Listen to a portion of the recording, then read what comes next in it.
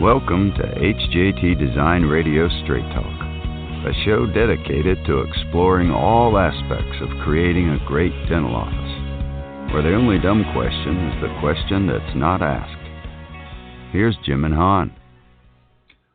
Good evening, Jim Jarvis here, along with my co-host Han Tron. Han, how are you this evening? I am absolutely marvelous, Jim. It's wonderful great. Down here. Yep. Welcome, obviously, to everyone to episode number 36 of Straight Talk. Tonight, we've got a really very interesting subject that, Han and I were discussing. We said, okay, what do we want to talk about? We've just finished up the three-part series of design, build, construction manager, and general contractor. And Han says, there has been a discussion on Dental Town having to do with the idea of aspects of how dental practices look. And so tonight's topic is aesthetics. How important is that first impression? So, Han, I'll let you set the background of what really has been going on Dental Town, and that'll lead us into our review of what we feel you need to do. And I think good evening, everyone, and thanks for plugging in with us. The topic got started because I was reading a discussion that mainly discussed about what is the right look. Is it, is it over the top? How does it fit into the demographic of the patient base? This is an old an old age type of discussion that exists among many corporations and businesses that have been around for a while, and talking about changing, updating, and what have you. And the biggest concern that they have often discussed is if we make it too new, too upscale, it may affect their business. The existing client may say they are established. They being upscale and all that stuff.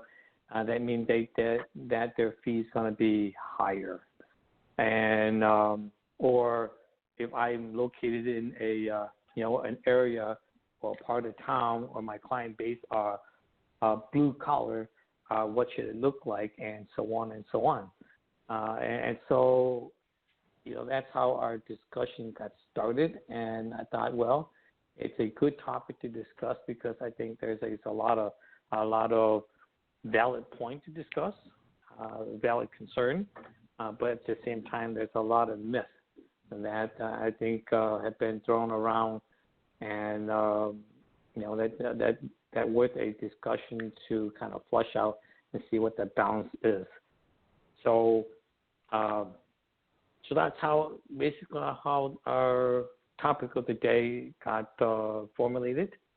And so, if you're looking at the first impression or the aesthetic, first impression, you only get one shot at it.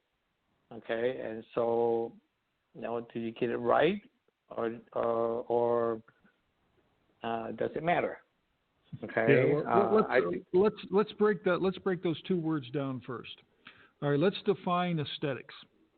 Now, aesthetics in the psychological world is really the study of beauty, in what human feel is beautiful or attractive or comfortable.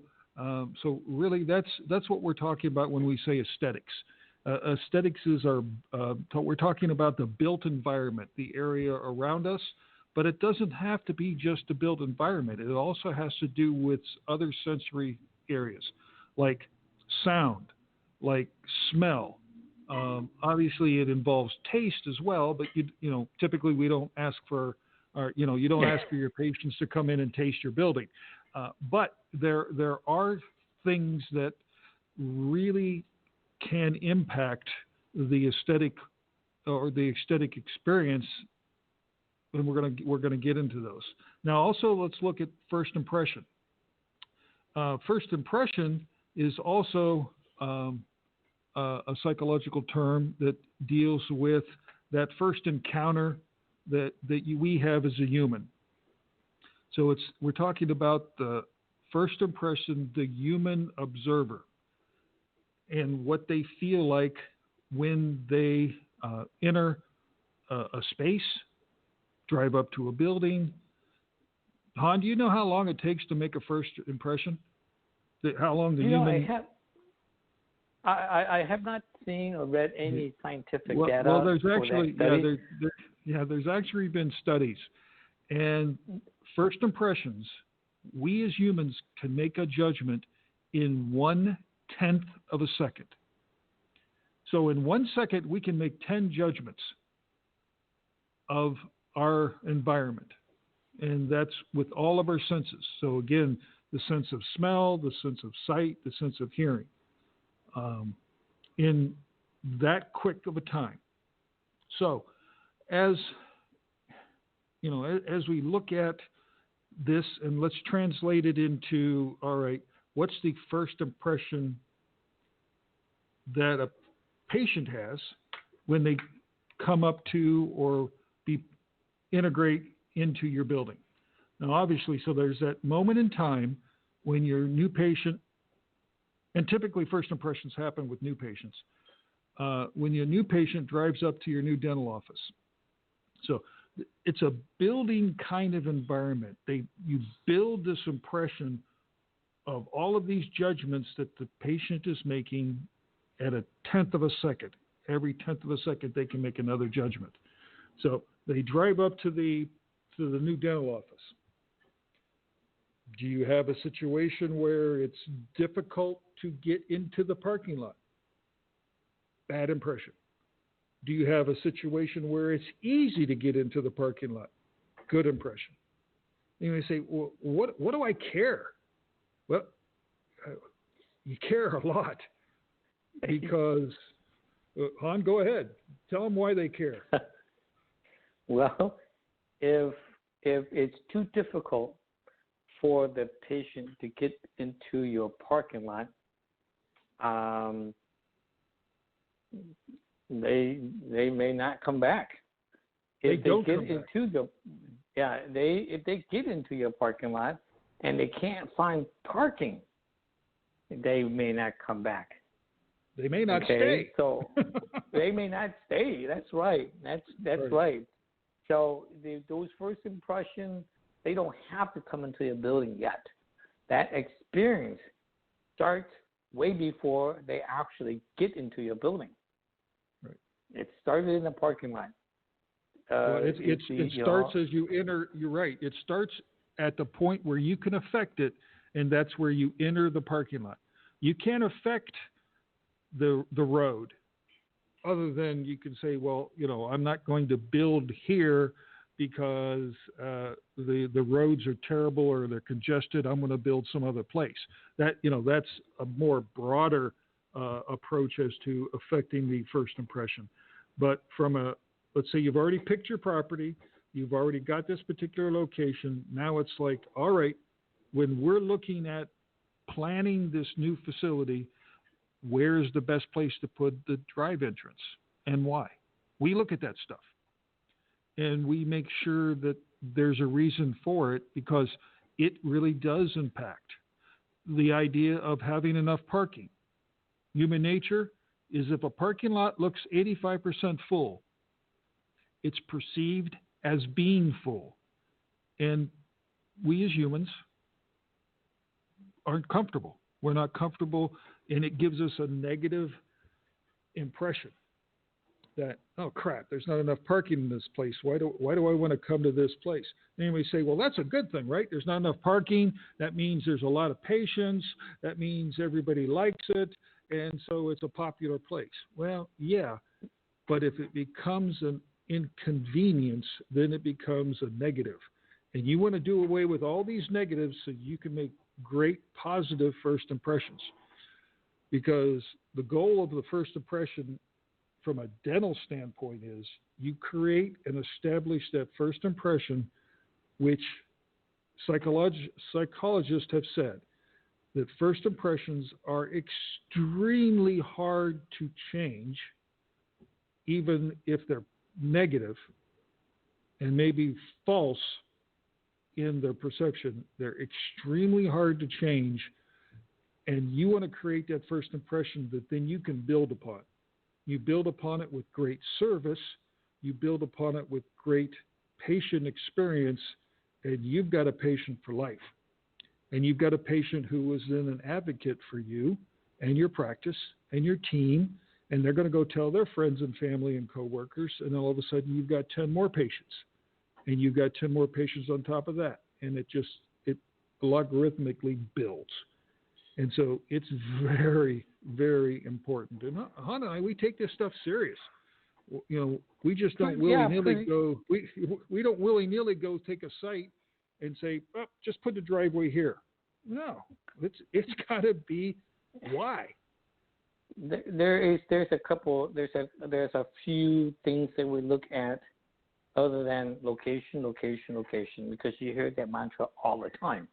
Okay, let's say you got a great site, great visibility, everybody that drives by and see it, but it's happened to be located on a divided highway where traffic coming in in one direction that have to go past the building, make a U-turn, okay, to get to your building. That, in my opinion, could deter them. It is an inconvenience. So you have to look at everything, because safety, the safety factor of getting to the site matters. Okay, not just getting into the parking lot, but the safety of getting into the parking lot. So it matters where the access drive are placed. So it's not just convenient, but it's also safe. Right. I mean, obviously, we're designers, we're architects. We care about what this building looks like, because just like a sign, your building is a extension of you and your practice. Here's a prime example. Why do you think banks go to all the trouble to create these sophisticated, attractive, sometimes over the top? Look, you go to any downtown metropolitan city, you'll find a bank which has big columns and masonry and stonework and arched pediments, and you could find just about any little bank facility, even a little branch bank, is going to go over the top on creating that kind of image or look. The reason why they do that is that portrays stability. And they know that. And they know that we as humans want to have stable environments for where we put our money. Even though maybe nowadays you never ever physically go to the bank and put in any money. You do everything online. You still, as humans, want that. We do. So the same thing from the aesthetics of the building. It's an extension of, and they make a judgment. The patients will make a judgment about the quality of your practice. And you could have the very best, unbelievable superstar kind of dentistry with staff that would rival any dental office across the country. But if you live in a facility that doesn't portray that, you're putting yourself at a deficit. You're really hampering the ability of your practice to grow and continue. So the aesthetics of that are quite important. So like Han said, when we place a building on the site, we have to look at so many things, but mostly it's like, how is it visible from the road or the roads? And the view corridors, placing the trees on that particular property have to be done in such a way that they don't block or deter, but actually amplify and help the patient find the front door. So you driving up to the property, you pulled into the driveway or drive entrance, you got it in the right place. So far, we've built positive first impressions. Now, they find a parking space. Thankfully, you hopefully have enough parking to be able to accomplish that the person can get there. Now, we all know everybody wants a park by the front door. You can't have that. It's like when people fly. Everybody wants an aisle seat on the exit row. There's only a few of those. But at the same time, you want to make it as comfortable and as convenient as possible for parking. So the parking's got to flow properly. We've seen so many parking facilities in dental practice that are just a maze? What do you want to call it? It's let me see. They're not fully engaged, in their thinking process most of the time when parking lots are laid out. I've spent part of my life designing parking lot. Okay, it's not a fun thing, but it's a crucial part of your overall design and development of your property. Just to have enough parking count isn't good enough. Okay. Think about this. Say, okay, what's the big deal if you take the building and you slam it against one end of the parking of the site, and then just have that sea of asphalt or concrete pavement for parking? What's the big deal? To me, it is. Let's say you're a pediatric dentist, and naturally, a lot of young family, and the mother takes the children to for the appointment. She may have 2 or 3 in tow. If she's the one that happened to be the one that parked out halfway to the moon, she's gonna be really, really pissed by the time she gets into the building, because it becomes so difficult for her. Or if you are a general practice and your patient base is a lot of elderly, so they will be experiencing the same thing. So convenience is a major is one of the major factors in how we lay our parking lot, so that staff don't have to, in the middle of the winter, if you live up in Ohio, like where Jim is, and the temperature is -10, and with the 30-degree wind chill factor, and you're a quarter of a mile from the building, okay, it doesn't make sense. So you try to lay out a parking lot, and the parking lot play into that first impression, that experience before you get into the building, so that they get out of the car and they just a few short steps. They don't necessarily have to be at the front row, but pretty darn close to it. So it's important that piece of the puzzle is done appropriately and not just good enough. It almost virtually has to be perfect. And Hod, you used the perfect term. You really used the perfect term, and I think I'd like to adjust our discussion for the rest of the evening and call it the first. You called it not a first impression, but first experience. Really, this is an experience. It's something that you build over the short period of time between when you drive up to your building and you walk into and check in. That experience, we're going to call that the first impression, but it's really the first experience. So you're exactly correct. So you have to have enough parking. You have to have the right kind of parking. You have to have the parking that's articulated in such a way that it's easy for people to move in and around. It's easy for people to get out of their vehicles and walk to the front door. It's easy for drop-off. So you might have an area where there's a covered drop-off where patients can come in and pull out under the, out of the weather, be able to get dropped off. The individual that brought you could then, go park the car. You can transition into the building. So things like having that covered drop off, you may say, "Wow, that's a big expense." Yeah, it's an expense, but it's money well worth because that first it's experience, a great investment. that first experience that you're creating, you might have to spend thousands and thousands and thousands of dollars in marketing to make up for a lack of it, just because of that first experience. When people go say, it's really enjoyable. I mean, what? Everybody's going to the dentist. They're already a little apprehensive at the best. Some of them are scared to death because they don't know what you're going to do to them. It's their first time. Everything you can do to help ease that and make it an enjoyable experience will stick with that patient for life.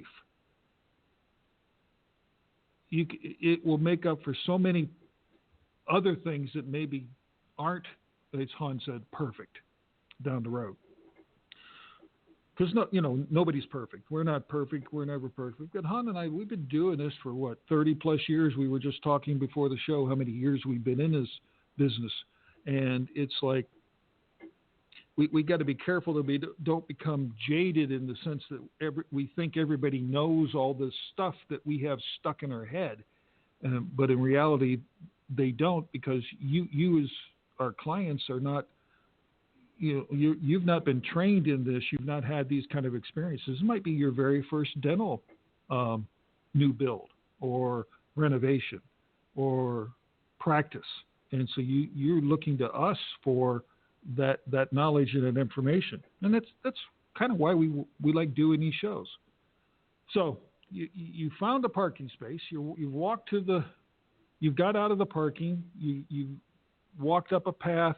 Whatever that path might be, the building is set back enough from the parking structure that you don't feel uncomfortable as you're walking along the sidewalk to get to the front door, that somebody's going to run into you or run over you. You, like Han said, you might have your children with you. More than likely, you will, and so you now are physically beginning to enter the building. So all this discussion we've had already has absolutely nothing to do with the actual building itself, except maybe the overall exterior. During the time that you're walking up to the building is when you really begin to get an impression or an experience of the quality of the building, and thus, by extension, the quality of the practice. So Han, let's talk a little bit about building materials and how that helps us form an impression of quality.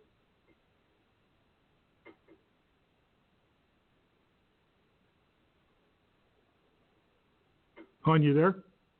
Did I lose you? No, I'm still here, Jim.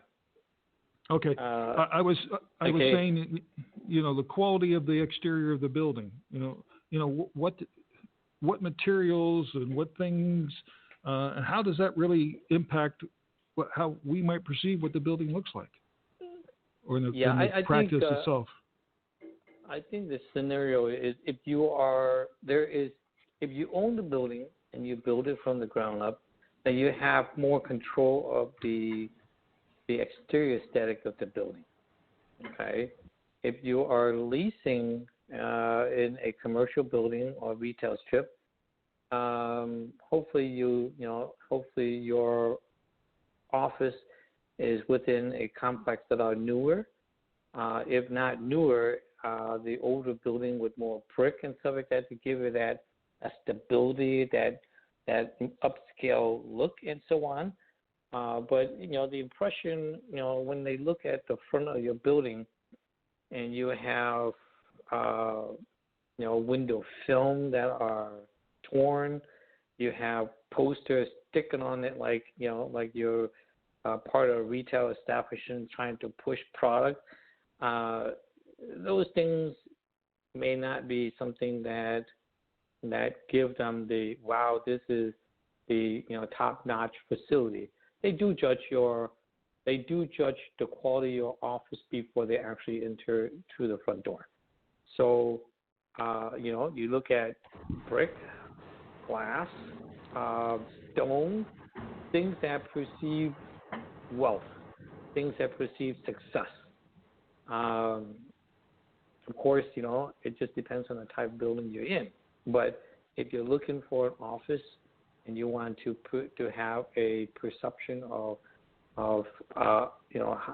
higher on the pecking order and things like that, you look for materials that perceive the high-end appeal. So brick is usually something that you see a lot in buildings that are more upscale. Modern buildings tend to have more glass, more metal. Metal isn't necessarily cheap, because I know some metal products that are extremely expensive. But so, those are the choices. I would tend to stay away. Let me say, the homey feel, like getting into a building that may have shingle roof and vinyl siding. If you're an old practice of the 70s and 80s, and that's your first startup, perhaps that it is what it is. But if you're going to build new, make the aesthetic appealing and more stable and more upscale, and go with the more natural stuff. Jim? Absolutely. And let's do a little side discussion and talk about the patients themselves.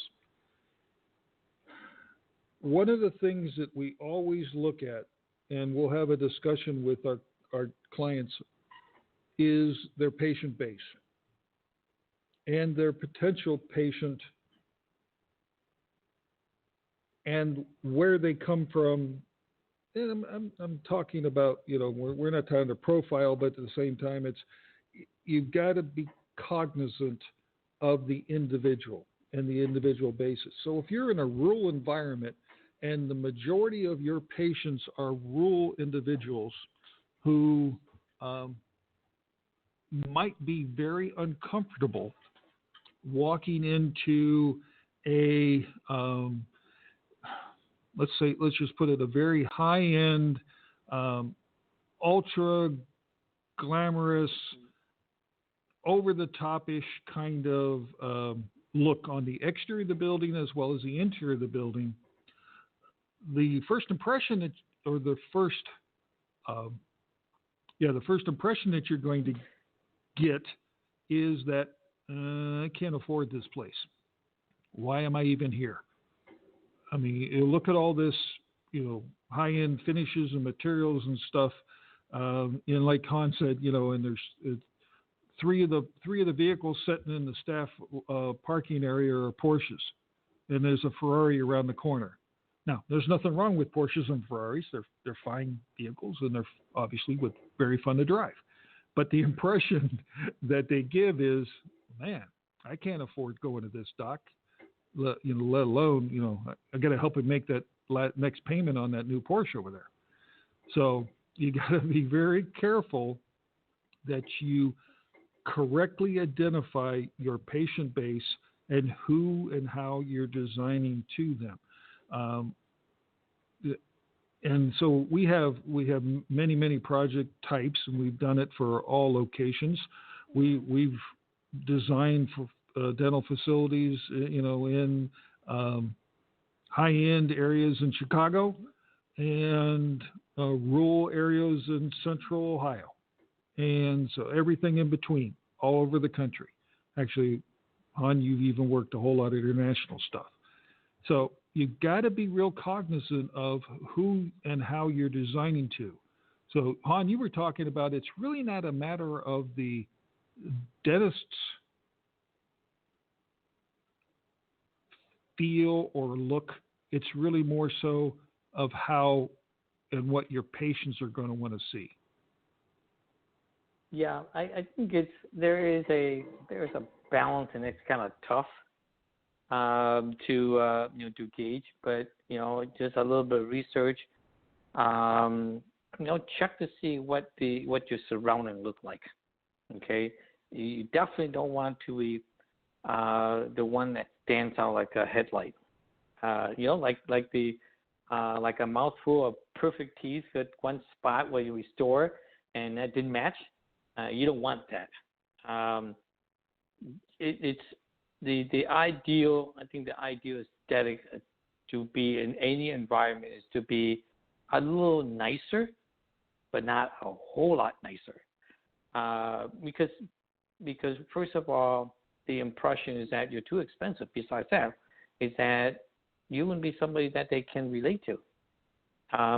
Because if you are a expression of the term a city slicker that come into a farming community, you drive your $200,000 sports car and your $1,500 suit to the office, and you wear your $1,200 leather shoes, you're not gonna be relatable to the folks. So you have to be, pretty much trying to blend in. Actually, one of the projects that we've done for a dentist in Florida here, he goes by the blue jean dentist because he wear nothing but, well, of course, his clothes, but his pants, he's always wear blue jeans.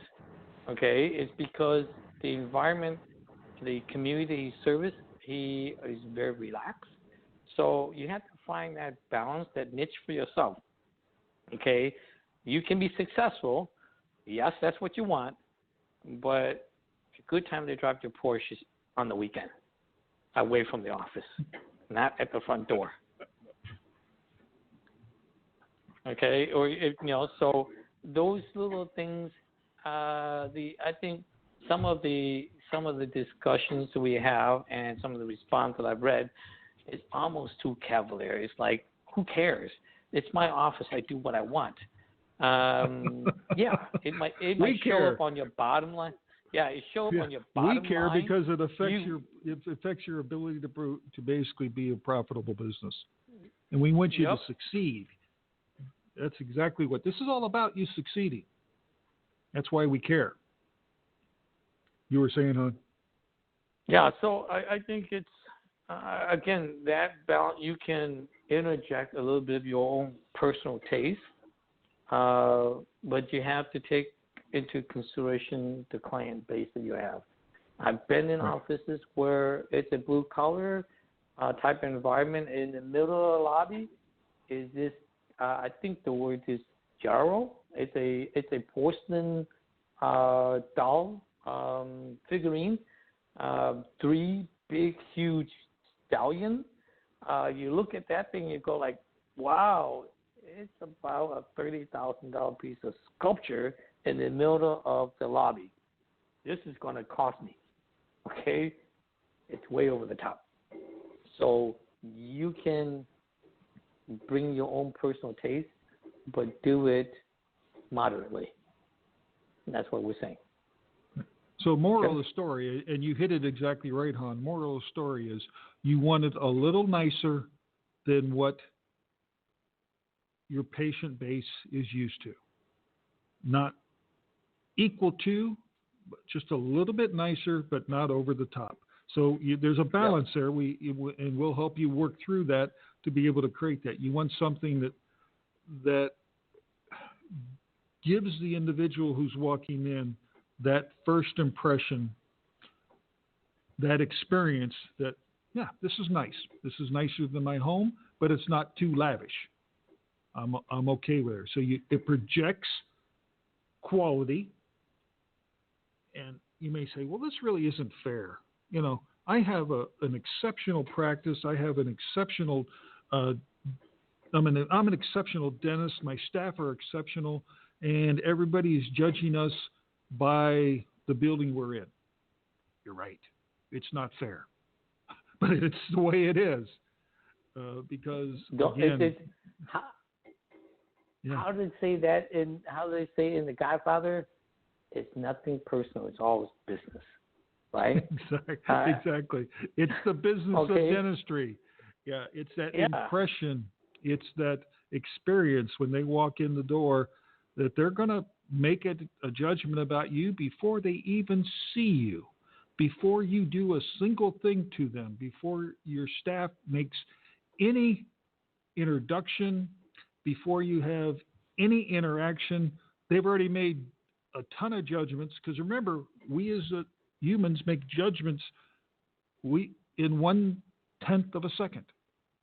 So how long does it take to walk from the car to the front door? How many seconds? We're making a ton of judgments by the time we walk to the front door. And we're looking at, okay. If your patient happen to be, designer, architectural type, and they do a lot more.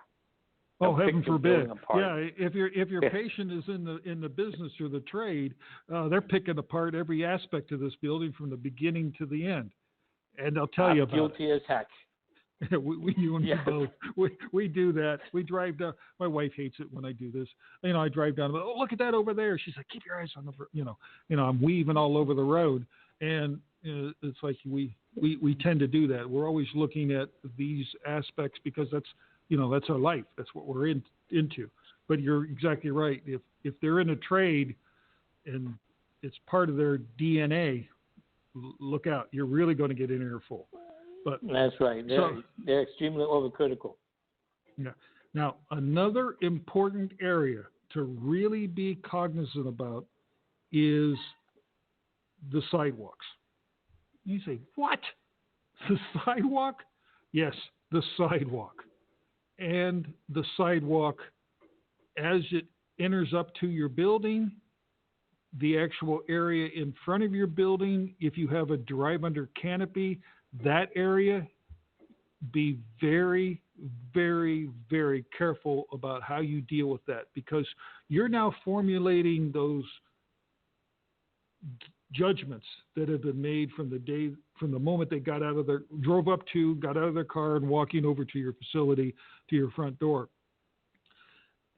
If you place, let's say, textured concrete, is it a deterrent or is it attractive? Is it something that becomes a tripping hazard, or it's terrible to drive over in a wheelchair because it rattles the crap out of the occupant? You got to think about all those things. Here's a prime example. The grocery store that my wife and I go to, they thought the developer thought it'd be really cool to put a textured concrete right out of the front door in the front driveway to demarcate that you're at the front door of this building. Come out of that store with a cart basket, with a cart full of food, particularly eggs. It's literally rattling the snot out of your groceries. And if I was an individual in a wheelchair or a walker, I would think, this isn't fun. It's no different. Yeah. What were they smoking?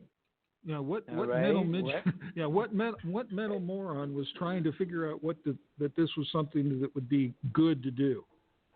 That detail there, Jim. That detail that you mentioned there, I think a lot of designer and developer are guilty about that a lot.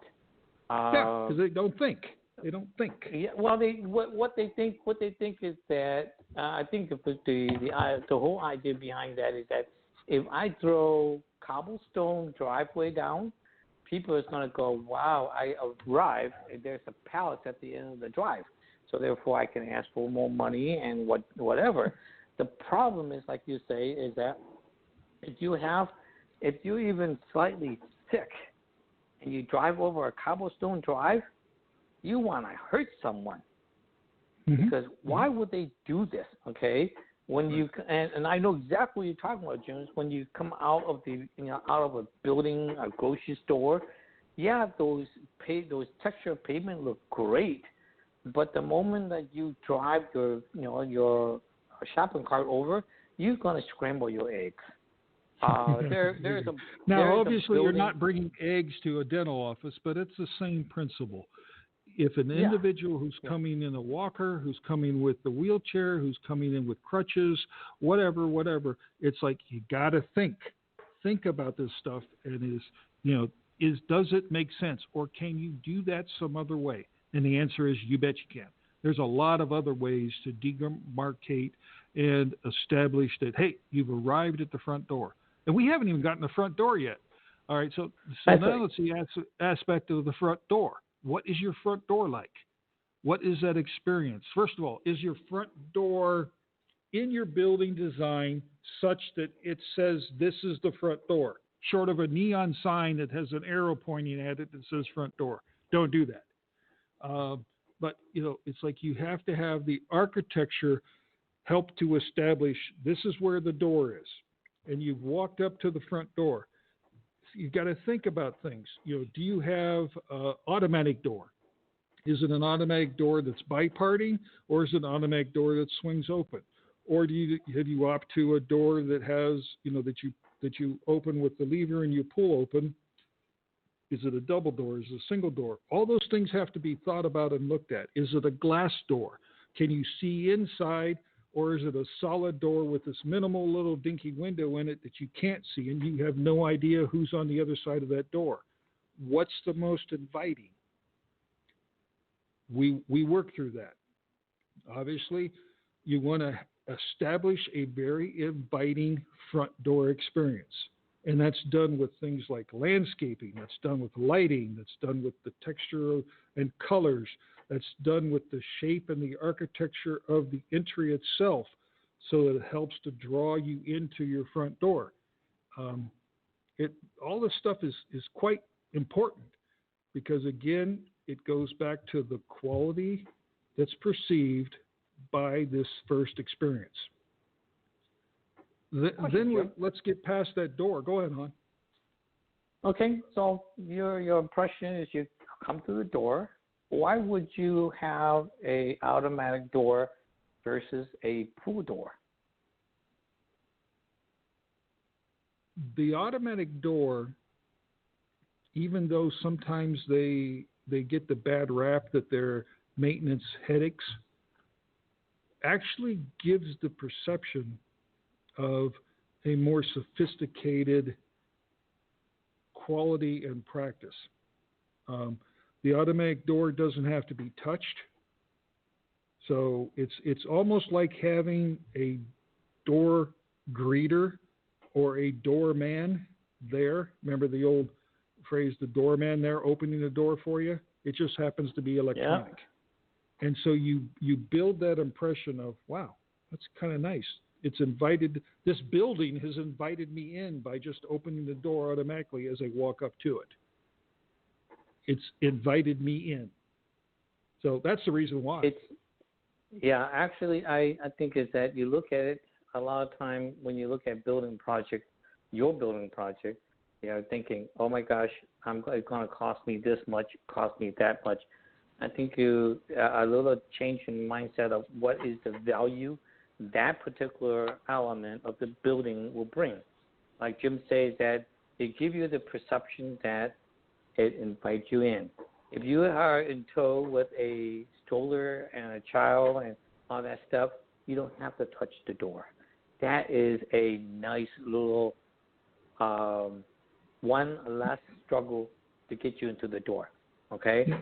A lot of time, and I think all of us experience this more often than we want to, when you walk up to the door and it takes you both hands to pour a single door open because it's so heavy, or it's not set to meet the minimum, or should I say the maximum allowed poundage to pull on a door.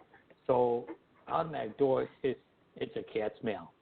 All right, it's a great. Well, the weather could be another issue. It could be blowing so hard in one particular direction when you try to, and there's kind of an environmental thing that happens that actually becomes a vacuum that's created within that vestibule, if you have a vestibule, and it even becomes harder to open that door. And then as you open the door, the wind's trying to close the door. So you're right. Automatic biparting doors that basically just slide open are the best. We're just going to have to say it. In our opinion, they're the best. Sure, there's maintenance issues you have to deal with them, but they invite your patients into the building. And like Han said, you're walking in with kids in a stroller and you don't have to touch a thing, and you've been invited in. And that vestibule is 2 doors. Remember, we always recommend vestibules. So you're going to have a pair of doors on the outside. You're going to have a pair of doors just on the inside in your vestibule. So let's talk about the vestibule itself. There's another aspect, the threshold. What's the threshold like? Humans tend to walk around looking down. So it's important to think about what they're looking at, just as much as they are looking forward. How many times have you seen people walk around and they trip? Because all the time, or they run into something because they're too busy looking on their phone, they're too busy looking down, and they don't observe what's going on around them. So you got to think about the vestibule threshold. Is there one? If it's smooth, you got to think about the vestibule flooring. What kind of floor material? Go back to our podcast. We talked about flooring in vestibules. You got to think about the color. You got to think about the materials. You got to think about the lighting within that space. And another very important thing you have to think about is the smell. Remember those sensory issues we talked about? Aromatherapy? Sight, hearing, and smell. Obviously, the other is taste, but again, they're not tasting your building. So you have to be careful that you begin to think about those aspects. How many times have we walked into a dental office and it just reeked of dental chemicals? Let's just put it the way it is. The smell of dentistry. Please, you have to be very, very cognizant of that. You want to do everything you can to begin, you put extra ventilation, put extra exhaust in that front vestibule and or the front entry, the lobby itself, so that you can evaporate or eliminate those smells that are going to be natural to dentistry. We all know it. You got it. You can't help it. That's what it is. But you don't want to slam it in their face when they walk in the front door. You got to ease them into it because they're making that first impression. Han, you were going to say something? Yeah, I think that's a very good point, to Jim. And of course, there's always architectural tricks, or design element that can address a lot of those issues. But the first impression, the aesthetic of that, is you want to get it as close to perfect as possible, so that it makes the experience positive. I've heard it. I was at a seminar one time, and an executive from Levi Strauss shared this particular piece of information with me. It's called the 727 rule. And I go, I've heard of the 2080 rules, but what is the 727 rule? He said that when people is happy, they tell 7 people that they know. When they're unhappy, they tell 27 people they know. But that rule was before the internet was actually on high gear. Okay? They can tell the world they're not happy with you, or they have a negative experience at your facility in a matter of a click of a phone. Yeah. Yep. Welcome to Facebook and whatever. You're exactly right. So the whole idea of the vestibule, is it made out of glass? Is it the material that allows them to feel comfortable as they're being welcomed into the building? So let's say we've transitioned and now we've walked into the lobby. What is the first thing we see? Well, your that reception should desk. be the most important thing they see when they walk in the lobby. Do you walk in and see a sea of chairs with a whole bunch of people in it? Well, that's one impression. Probably not the best impression. Do they walk in and see an attractive, welcoming reception desk with a welcoming receptionist who's greeting them, and it's, a short distance from that second set of doors so that they can transition pretty easily to the front desk and check in? That's what you need to strive for. You need to strive for that. Do they walk in and see a big mural or a piece of artwork on the wall? Well, obviously that's a possibility. Do they walk in and see a whole bunch of whatevers? Or do they see, a big screen TV? Those things have to be thought about, because the experience that you want them to have is they need to walk in, experience the overall space very quickly. Again, making decisions or judgments in 1/10 of a second. How many seconds does it take to walk to the reception desk and be greeted and received by that individual? You need to spend your time, energy, and money focusing on that area so that it gives the impression of quality. We talk about things, Han, we at length, we talk about things with our clients about what do you want to put on the countertop at the reception desk? What do you want the reception desk to look like? What material do you want the reception desk to be made of? It could be millions of different things that it could be created of, and majority of them you would not want to do. But you have to think about that. We call it the front of the house, okay? Your reception, your waiting area, all of that stuff, all of that area it's almost an art to design it properly. It's not you don't have a checklist to say, I need 30 chair, I need a beverage station, I need a kids area, and check everything. No, it is an art, okay? When you walk in, where does the reception desk need to be? And there's not a one size fit all answer.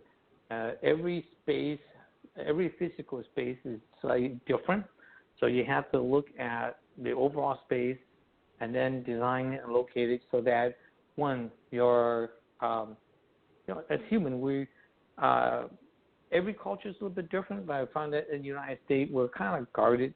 We like to have our own personal space. We don't want to be on display.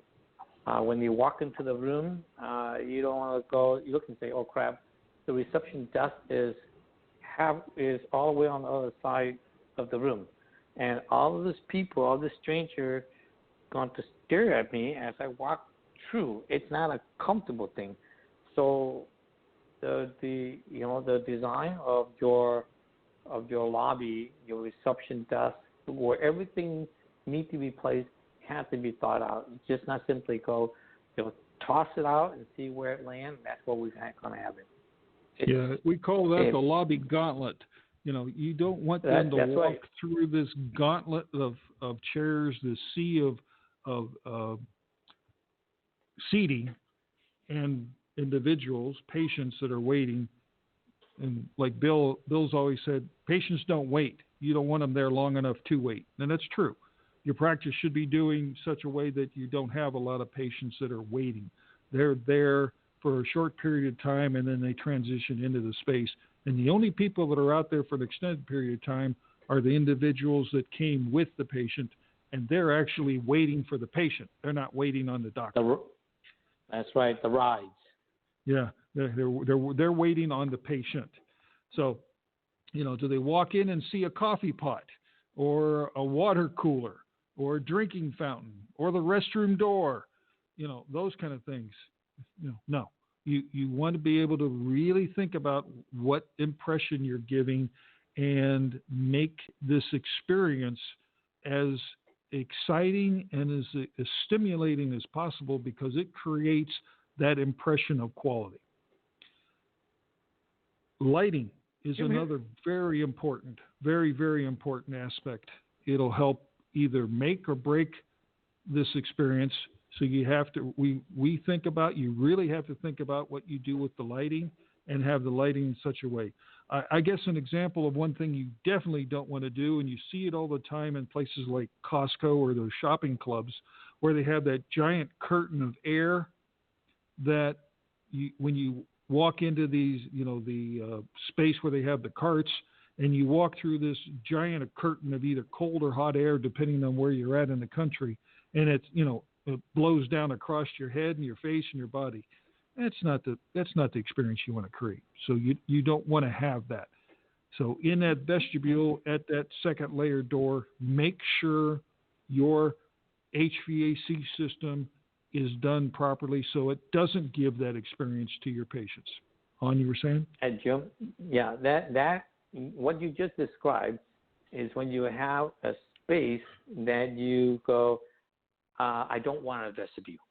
Okay, if you are the person or persons that sit within the spitting distance from the front door, and it's a blizzard outside and the temperature is -0 and the wind's howling, when that door opens and you don't have the protection of the vestibule, your experience just went down the tank. Okay? It's miserable. So we always advocate for a vestibule. If you don't have a vestibule and you don't have the room, but you like to provide some protection, that air curtain that Jim was describing, it's called an air curtain. It basically like a invisible curtain that divides the sitting area and the front door, and separating the environment, outdoor environment. It minimizes it. But yeah, it's a terrible experience, especially for the gals. When you have your hair done and all that stuff, and you walk through that air curtain, it just blows your hair all over the place, and you look like a mess. It would be, yeah, it is. Even for guys, you look like you really just kind of woke up. Yeah, but there's guys out there that really worry about how their hair looks too, hon. But you're exactly right. You're exactly right. And let's think of the other area that we didn't talk about is obviously the floor. The flooring within this area, the flooring within the lobby and the major path as you're walking through the second set of doors into and over to the reception desk itself. You need to really think about it. Is it a slick ceramic tile, which if it gets wet, you slip and bust your butt? Or is it a soft material like a carpet or some other product that gives a level of quality about it? Is it clean or is it dirty?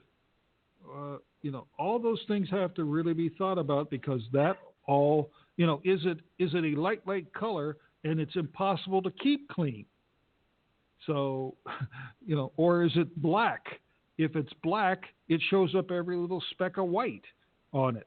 So the salt that comes in from outside, if you're in a northern environment, impossible to keep clean. All of those things have to be thought about. And those all speak to that overall first impression / experience. We've talked for over an hour about one itty-bitty little aspect of this building, and that's getting to the front reception desk. We haven't even talked about the inside of the building. And in that time that it maybe takes you 1 or 2 or 3 minutes, a new patient is making judgments every 1/10 of a second. So they've made hundreds of judgments about the quality of your dental practice before they've even walked into a chair. So I guess, this is so important to us that we wanted to spend this time kind of going over this because it's really important to you and your practice. Han, you were going to say something? No, I believe that you can have all the nice materials and all the upscale look and stuff like that. We haven't even got to maintenance, cleanliness. You can have an old 1960 building. It's aged, but you kept it really well. You clean, it doesn't have dust balls sitting in the corner or spider hanging off the light and things like that. It's, in my opinion, it gives a better first impression than a brand new building that's unkept. Okay, so there's an awful lot of stuff that need to be taken into consideration as you formulate your building, your aesthetic. First impression, like I said before, is you only have one shot at that. That's why it's called a first impression. You can never go back and try it again. So everything you do, think it out, thought it out. Like Jim say, an hour we barely touch. We haven't got to we just got into the lobby. Okay, but it's important that you find the balance. That it's important that you look at every detail, so that you can get the best of your investment and give your patient the experience that they expect, the experience that would allow them to say, I refer you to this doctor, this dentist, because they have a nice facility, they have good staff, they have the treatment was excellent, and on and on and on. So that's why we felt that it's important that we spend some time on this particular topic. Jim? Yeah, exactly. That, like Han was saying, that perceived quality that you get from that first experience is impossible to change. It's going to be there. You can, work on it, but obviously you want to have the very best first experience, the very best first impression. Once you've brought the new patient into the doors, and they've created that judgment about you, then it's up to you and your staff to take it from there and build upon that. Okay, that's a whole nother subject and a whole nother matter. And the inside of the building and actually how the staff functions with them, how the architecture of the building and the flow and the patient experience, that's another whole subject. And maybe that's the next subject we'll talk about next week. Han and I will talk about that.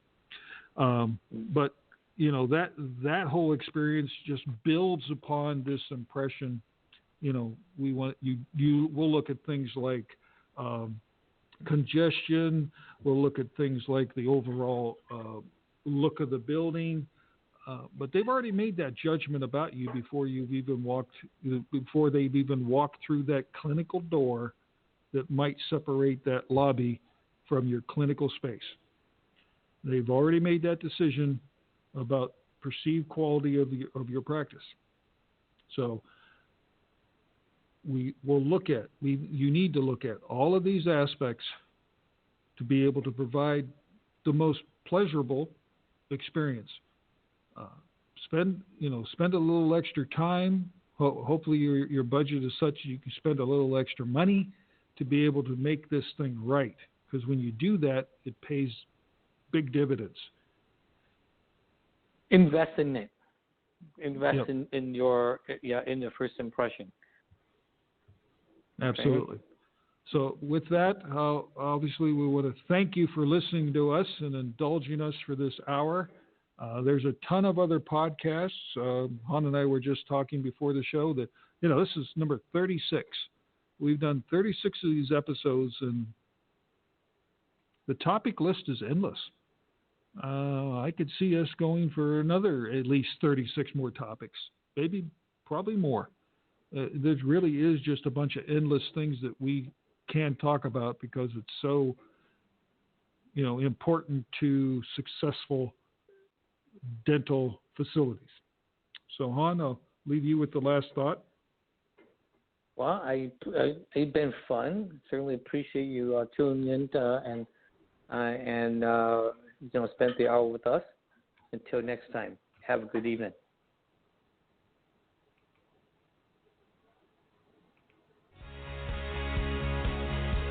You've been listening to HJT Design Radio Straight Talk with Jim and Han. To contact us and find out more info about upcoming shows, please log on to our website at www.hjtdesign.com. Until next time.